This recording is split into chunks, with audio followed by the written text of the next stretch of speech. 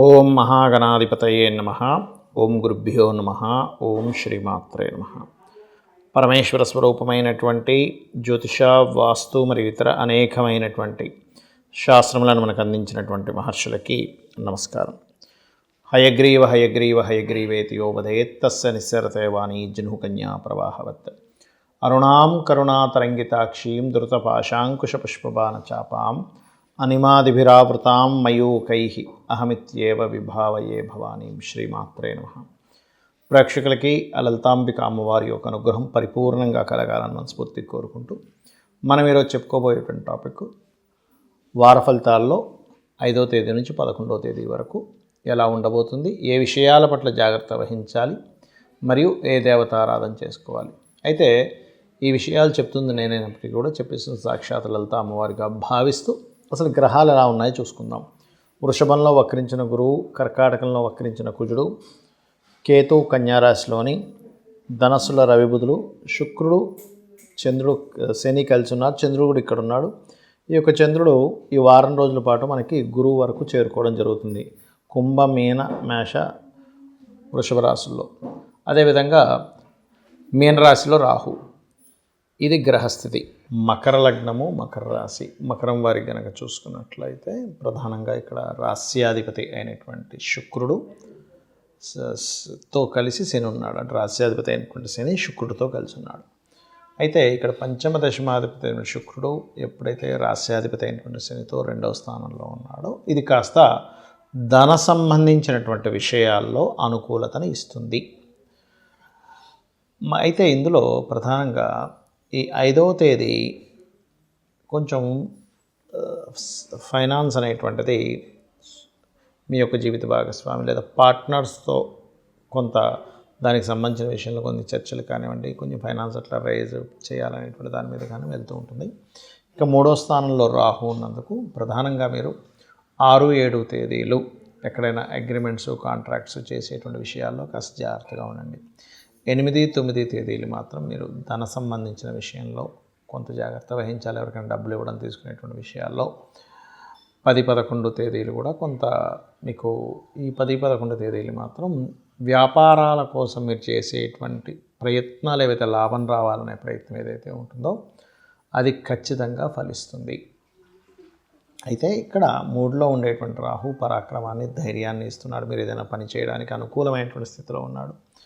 అదేవిధంగా 5వ స్థానంలో ఎప్పుడైతే గురువు వక్రించాడో ఈ వక్రించినటువంటి గురువు ఇచ్చేటువంటి ఫలితాల్లో ప్రధానంగా ఇది ఎప్పటి నుంచో ఒక ప్రాపర్టీ తీసుకోవాలి, లేనట్లయితే ఒక సంస్థ పెట్టాలని, లేనట్లయితే ఏదైనా నేర్చుకోవాలనుకునేటువంటి వాటికి వక్రించిన గురువు అనుకూలిస్తున్నాడు ఇక్కడ. మరియు గణపతి ఆలయాలు, పుణ్యక్షేత్రాలకు వెళ్ళడానికి ఇప్పుడు ప్రస్తుతం ఉండేటువంటి గ్రహస్థితి అనుకూలంగా ఉంది. మరియు అదేవిధంగా ఇప్పుడున్నటువంటి గ్రహస్థితి ఏదైతే ఉందో ఇక్కడ ఉద్యోగం కోసం ఎప్పటి నుంచో ప్రయత్నం కానివ్వండి, ఉద్యోగంలో ప్రమోషన్ కోసం చేసే ప్రయత్నం ఖచ్చితంగా ఇప్పుడు అనుకూలిస్తుంది. 12వ స్థానంలో రవి, బుధులు ఉన్నందుకు తండ్రి గారి ఆస్తికి సంబంధించిన విషయంలో గవర్నమెంట్ నుంచి ఏదైనా గతంలో రావాల్సిన ధనం రావడం కానివ్వండి, మీరు ఏదైనా కొత్తగా ప్రాపర్టీస్ కొనుక్కోవాలనుకునేటువంటి వాటికి కానివ్వండి ఇప్పుడు యోగిస్తుంది. కాకపోతే ఇక్కడ మీరు ఎట్టి పరిస్థితుల్లో కూడా వివాహ నిర్ణయాల విషయాల్లో 6, 7 తేదీలు మాత్రం ఎట్టి పరిస్థితుల్లో నిర్ణయం తీసుకోకండి. ఇక మీరు చేయవలసిన దేవతారాధన దక్షిణామూర్తి యొక్క స్తోత్ర పఠనము, జయ గురుదత్త, శ్రీ గురుదత్త అనేటువంటి నామస్మరణ, మరియు గణపతి యొక్క ఆరాధన ఎక్కువగా చేయండి. అన్ని విధాలా బాగుంటుంది. చాలామంది నన్ను అడుగుతున్నటువంటి ప్రశ్న ఏమిటి అంటే, జాతక చక్రంలో ఎలా ఉందో సేమ్ యాజ్ ఇట్ ఈజ్ అలాగే కలుగుతుందా, మనం ఏదైనా మార్చుకోవచ్చా అనేటువంటి చాలామంది నన్ను అడుగుతున్నటువంటి క్వశ్చన్ ఇది. ఒకటే చెప్తాను, మనకి పురాణాలు లేనట్లయితే అనేకమైనటువంటి గ్రంథాల్లో తీసుకుంటే అంతదాకెందుకు దేవి భాగవతమే ఉంది. అందులో వాళ్ళకి రాజ్యము అన్నీ పోతాయి కదా. రాజ్యం అన్నీ పోయినప్పుడు వాళ్ళు అడవుల పాలై తల్లి కొడుకు ఇద్దరు కూడా అక్కడ అమ్మవారి బీజాన్ని, ఐం బీజాన్ని చేస్తూ ఉంటాడు. అప్పుడు సరస్వతీదేవి రావడం, దాని తర్వాత అలా ఒక్కొక్కటిగా సాక్షాత్ అమ్మవారే ధనుర్బాణాలు ఇవ్వడం, మరియు దాని తర్వాత అతనికి ఒక రథం లభించడం, దాని తర్వాత స్వప్నంలో కనిపించి ఒక అమ్మాయితో వివాహం అవ్వడం, ఇదంతా జరిగి మళ్ళీ అతని రాజ్యం అతనికి వస్తుంది. అంటే ఇక్కడ మనం అర్థం చేసుకోవాల్సింది ఏంటంటే, మన పూర్వజన్మ కర్మ బట్టి రాసుకొని వచ్చాం భూమి మీదకి, ఇలా జరగాలి స్టోరీ అనేది. ఇందులో కరెక్షన్స్ చేయబడతాయా చేయబడవా అనేటువంటిది కూడా అగైన్ ఎప్పుడు జరుగుతుంది, ఎప్పుడు సాధ్యం అంటే 2 విషయాలు. ఒకటి మనం మానవ ప్రయత్నంగా చేసే ప్రయత్నము, రెండవది దైవానుగ్రహము. దైవానుగ్రహం చాలా ముఖ్యం. అందుకే మనం ఏం చేయాలి, సత్కర్మ చేయడం ద్వారా మన యొక్క కర్మ మారుతుంది. ఆదిశంకరాచార్యులు వారి వృత్తాంతంలో కూడా ఉసిరికాయ ఇస్తుంది. ఇతను భిక్షాటన చేసుకుంటూ ఒక్కొక్క ఇంటికి వెళ్తూ ఉన్నప్పుడు, ఒక ఇంటికి వెళ్ళినప్పుడు భిక్షాటన క్రమంలో ఆ ఇంటి ముందు అడిగినప్పుడు ఆవిడ ఒక ఉసిరికాయ ఇస్తుంది. ఉసిరికాయ ఇచ్చినప్పుడు చెప్తుంది, ఏమంటే 10 రోజుల నుంచి మా ఇంట్లో నేను ఎటువంటి ఆహారం లేకుండా ఉన్నాను, మా వారు బయటికి వెళ్ళారు, ఉన్న ఒక్క ఉసిరికాయ దేవుడికి నైవేద్యం పెట్టినటువంటి ఉసిరికాయ నీకు ఇస్తున్నాను స్వామి అని చెప్పినప్పుడు ఆదిశంకరాచార్యుల వారికి ఒక్కసారిగా కళ్ళలో నీళ్ళు వస్తాయి.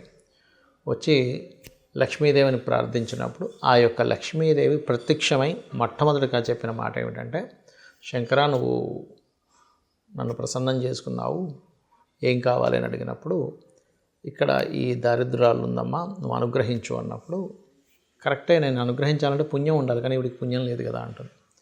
అప్పుడు అతను ధర్మం పాటించింది కదా, ధర్మం పాటించినందుకు ధర్మాన్ని అడ్డుపెట్టి నువ్వు ఇవ్వాలి అన్నప్పుడు అక్కడ ఇప్పటికే ఉంది కాలడిలో బంగారు ఉసిరికాయల యొక్క వర్షం కురిసింది. అంటే ఇక్కడ అర్థం ఏమిటి, మీ జన్మజాతకంలో ఒక భావం పాడైంది, 4వ స్థానం పాడైంది, విద్యా సంబంధించిన ఆటంకాలు, లేదా గృహ సంబంధించిన ఆటంకాలు, లేదా ధనభావం పాడైంది, ధన సంబంధించిన ఆటంకాలు, వృత్తిభావం పడింది, ఆటంకాలు ఏర్పడతాయి. ఎందుకు, పూర్వజన్మలో చేసుకున్న కర్మ వల్ల. కానీ అది ఎవరు, చాలామంది నన్ను అడుగుతున్నటువంటి ప్రశ్న ఏమిటి అంటే, జాతక చక్రంలో ఎలా ఉందో సేమ్ యాజ్ ఇట్ ఈజ్ అలాగే కలుగుతుందా, మనం ఏదైనా మార్చుకోవచ్చా అనేటువంటి చాలామంది నన్ను అడుగుతున్నటువంటి క్వశ్చన్ ఇది. ఒకటే చెప్తాను, మనకి పురాణాలు లేనట్లయితే అనేకమైనటువంటి గ్రంథాల్లో తీసుకుంటే అంతదాకెందుకు దేవి భాగవతమే ఉంది, అందులో వాళ్ళకి రాజ్యము అన్నీ పోతాయి కదా. రాజ్యం అన్నీ పోయినప్పుడు వాళ్ళు అడవుల పాలై తల్లి కొడుకు ఇద్దరు కూడా అక్కడ అమ్మవారి బీజాన్ని, ఐం బీజాన్ని చేస్తూ ఉంటాడు. అప్పుడు సరస్వతీదేవి రావడం, దాని తర్వాత అలా ఒక్కొక్కటిగా సాక్షాత్ అమ్మవారే ధనుర్బాణాలు ఇవ్వడం, మరియు దాని తర్వాత అతనికి ఒక రథం లభించడం, దాని తర్వాత స్వప్నంలో కనిపించి ఒక అమ్మాయితో వివాహం అవ్వడం, ఇదంతా జరిగి మళ్ళీ అతని రాజ్యం అతనికి వస్తుంది. అంటే ఇక్కడ మనం అర్థం చేసుకోవాల్సింది ఏంటంటే, మన పూర్వజన్మ కర్మ బట్టి రాసుకొని వచ్చాం భూమి మీదకి, ఇలా జరగాలి స్టోరీ అనేది. ఇందులో కరెక్షన్స్ చేయబడతాయా చేయబడవా అనేటువంటిది కూడా అగైన్ ఎప్పుడు జరుగుతుంది, ఎప్పుడు సాధ్యం అంటే 2 విషయాలు. ఒకటి మనం మానవ ప్రయత్నంగా చేసే ప్రయత్నము, రెండవది దైవానుగ్రహము. దైవానుగ్రహం చాలా ముఖ్యం. అందుకే మనం ఏం చేయాలి, సత్కర్మ చేయడం ద్వారా మన యొక్క కర్మ మారుతుంది. ఆదిశంకరాచార్యులు వారి వృత్తాంతంలో కూడా ఉసిరికాయ ఇస్తుంది. ఇతను భిక్షాటన చేసుకుంటూ ఒక్కొక్క ఇంటికి వెళ్తూ ఉన్నప్పుడు, ఒక ఇంటికి వెళ్ళినప్పుడు భిక్షాటన క్రమంలో ఆ ఇంటి ముందు అడిగినప్పుడు ఆవిడ ఒక ఉసిరికాయ ఇస్తుంది. ఉసిరికాయ ఇచ్చినప్పుడు చెప్తుంది, ఏమంటే 10 రోజుల నుంచి మా ఇంట్లో నేను ఎటువంటి ఆహారం లేకుండా ఉన్నాను, మా వారు బయటికి వెళ్ళారు, ఉన్న ఒక్క ఉసిరికాయ దేవుడికి నైవేద్యం పెట్టినటువంటి ఉసిరికాయ నీకు ఇస్తున్నాను స్వామి అని చెప్పినప్పుడు ఆదిశంకరాచార్యుల వారికి ఒక్కసారిగా కళ్ళలో నీళ్ళు వస్తాయి. వచ్చి లక్ష్మీదేవిని ప్రార్థించినప్పుడు ఆ యొక్క లక్ష్మీదేవి ప్రత్యక్షమై మొట్టమొదటిగా చెప్పిన మాట ఏమిటంటే, శంకర నువ్వు నన్ను ప్రసన్నం చేసుకున్నావు, ఏం కావాలి అని అడిగినప్పుడు, ఇక్కడ ఈ దారిద్ర్యాలు ఉందమ్మా నువ్వు అనుగ్రహించు అన్నప్పుడు, కరెక్టే నేను అనుగ్రహించాలంటే పుణ్యం ఉండాలి, కానీ ఇవిడికి పుణ్యం లేదు కదా అంటుంది. అప్పుడు అతను ధర్మం పాటించింది కదా, ధర్మం పాటించినందుకు ధర్మాన్ని అడ్డుపెట్టి నువ్వు ఇవ్వాలి అన్నప్పుడు అక్కడ ఇప్పటికే ఉంది కాలడిలో బంగారు ఉసిరికాయల యొక్క వర్షం కురిసింది. అంటే ఇక్కడ అర్థం ఏమిటి, మీ జన్మజాతకంలో ఒక భావం పాడైంది, 4వ స్థానం పాడైంది, విద్యా సంబంధించిన ఆటంకాలు, లేదా గృహ సంబంధించిన ఆటంకాలు, లేదా ధనభావం పాడైంది, ధన సంబంధించిన ఆటంకాలు, వృత్తిభావం పడింది, ఆటంకాలు ఏర్పడతాయి. ఎందుకు? పూర్వజన్మలో చేసుకున్న కర్మ వల్ల. కానీ అది ఎవరు అక్కడ ఏ కర్మ చేయడం వల్ల ఆ యొక్క ఇబ్బంది పడుతున్నామో తెలుసుకొని దానికి సంబంధించినటువంటి మంత్రము, లేకపోతే ఒక దానము, లేనట్లయితే కూర్చొని పెద్దగా ఏమి మనం లక్షలు వేలు ఖర్చు పెట్టాల్సిన అవసరం ఉండదు. గుర్తుపెట్టుకోండి, రెమెడీ అంటే చాలా సింపుల్గా, ఓకే నాకు పలానా గ్రహం వల్ల ఇబ్బంది అవుతుంది, ఆ గ్రహం దగ్గరికి వెళ్ళి దీపం పెట్టడం, చక్కగా ఆ గ్రహానికి సంబంధించిన అధిష్టాన దేవత ఎవరో తెలుసుకొని ఆరాధన చేయడం, లేకపోతే ఆ గ్రహ సంబంధించిన మంత్రం చదువుకోవడం, మన ప్రయత్నం మనం చేయడం చేసినట్లయితే 100% మీకు మారే యోగం ఉంటుంది. అయితే ఇందులో కూడా మారాలని ప్రయత్నం చేయాలని కూడా జాతక చక్రంలో ఉంటుంది. మారే ప్రయత్నం చేయని జాతకాలు కొన్ని ఉంటాయి, వాళ్ళు అలాగే బ్రతుకుతూ ఉంటారు. నేను విన్నవ్వకూడదు, నేనేం చేయాలి, నేను ఎట్లా ఆలోచించాలి అనేటువంటి ఆలోచన కలిగిన వాళ్ళకే దైవానుగ్రహం కూడా ఉంటుంది. అందుకే గాయత్రి మంత్రం రోజు పొద్దున్నే ప్రచోదయాత్ అని చెప్పి చదువుతూ ఉంటాం. ఎందుకు? నా యొక్క బుద్ధి వికసించుగాక అనేటువంటిది. కాబట్టి చక్రంలో ఎప్పుడు కూడా ఏ గ్రహం పాడైందో దానికి సంబంధించిన రెమెడీ చేసుకోవడం ద్వారా మీరు బయటపడవచ్చు, అందులో ఎటువంటి సందేహం లేదు. అది కూడా చిన్న మంత్రం చేత. అందరికీ కూడా ఇవాళ రేపు ఫైనాన్షియల్ ప్రాబ్లమ్సే ఉన్నాయి కాబట్టి, ఒకటి అప్పులు ఉన్నటువంటి వారు ఓం అపర్ణాయే నమః అనే మంత్రము, ఫైనాన్షియల్ ప్రాబ్లమ్స్ ఉండేటువంటి వారు ఓం సంపత్కరీ సమారూఢ సింధుర వ్రజ సేవితాయేన అనేటువంటి మంత్రాన్ని చేయండి. అన్ని విధాలా బాగుంటుంది. శ్రీమాత్రే నమః.